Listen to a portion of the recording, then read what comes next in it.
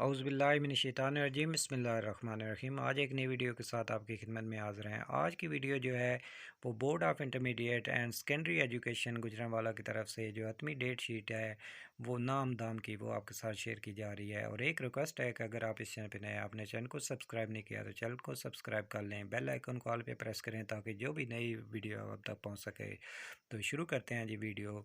जैसा कि आपको पता है कि 3 अप्रैल बरोज़ सोमवार अंग्रेज़ी लाजमी का पेपर होगा। उसके बाद 4 तारीख को इकनॉमिक्स का होगा, 5 तारीख को रियाजी साइंस ग्रुप का होगा और जनरल रियाजी होगा। उसके बाद 6 तारीख बरोज़ जुमेरात इस्लामियात लाजमी का पेपर होगा, 7 तारीख पंजाबी का होगा, 8 तारीख बरोज़ हफ्ता फ़िज़िक्स और इस्लामियात इख्तियारी का होगा, 10 तारीख केमिस्ट्री का होगा और जनरल साइंस का होगा।